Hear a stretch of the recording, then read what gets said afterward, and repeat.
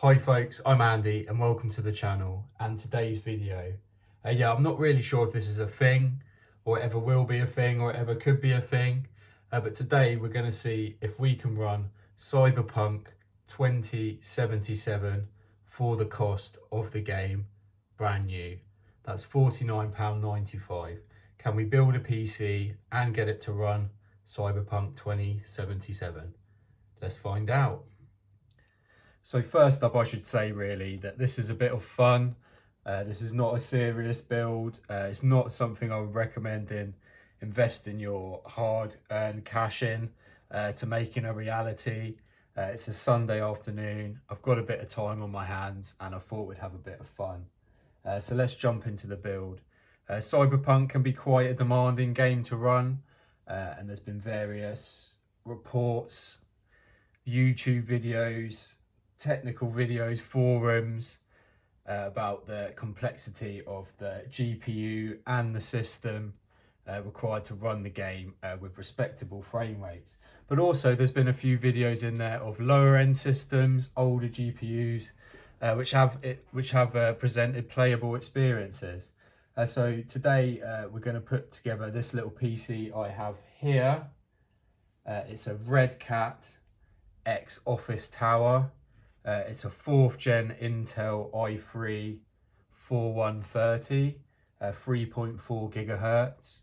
It's got 4 gigabyte of RAM that it came with, a gigabyte GAH81MH motherboard, a 500 watt PSU, which I've swapped that out. I've put in a brand new 600 watt PSU, a builder PSU. It's a cheap PSU. I've also added a SATA 6-pin power connection for the graphics card. The PSU has got an 8-pin, but we need an extra 6-pin for the GPU, which I will come on to in a minute. The PC came with a 500 gigabyte hard drive. So I've added a 4 gig stick of RAM to bring it up to 8 gigabytes. We've added in the PSU. And then next we have the graphics card.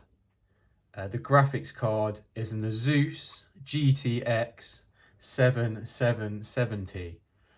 How, may you ask, have we put together this budget of £50 for all these components? Yeah, that's a good question. The Office PC it's a bit bashed up externally, the case wise. It's missing the front USB ports and stuff, but it was working, and I won that for £20 on an auction. I've added the power supply, which was £19.95, and I've added a 4 gig stick of RAM to bring it up to 8. I had the 4 gig stick lying around, so I've just factored in the cost of about £7.50 for that, and it was £2.50 for the Molex SATA connection for the extra 6-pin for the GPU. The GPU I brought in a bundle off eBay for £20. There was a GTX 560 and this 7770. The 7770 was sold as unworking with no display, and the GTX 560 was sold as might have been working previously. It was actually working, and I quick clean up with some thermal paste. I managed to sell that on for 20 quid. So the GPU has actually cost me nothing. So moving on to the not working bit. It was actually working, just only one of the display ports were working, and it had horrible artifacts on the screen. It kind of looked like my head after playing computer games all day. It was just a mess. So I thought I would try out the heat gun trick on it. So I stripped the card down, cleaned it all up, got out my heat gun, put it on it for 15 minutes, heated it up, let it cool down, applied some new thermal paste, reassembled it, and yeah, it was working fine on the one display port. So we've got 1080p out of one display port. How long it will work for, I don't know. It still worked throughout this video. It worked for editing this video, and it is still working as I speak now. So yeah, let's jump into putting on Cyberpunk, jump into the game, see if we can get any playable frame rate, see if the game's playable, and see if we can play Cyberpunk 2077 for the cost of the game. Right, so jumping into the game, I was pleasantly surprised actually. I did try running at 1080p to start off with. I thought, first off, the CPU would be absolutely on its knees begging for life. And it wasn't actually. It turns out the GPU was actually the limiting factor in this situation. But we couldn't get an average plus average 30 FPS at 1080p. We were averaging about 25, maybe 28 out of town. And we were picking up some stutters. The 1% and 0.1% lows were pretty bad.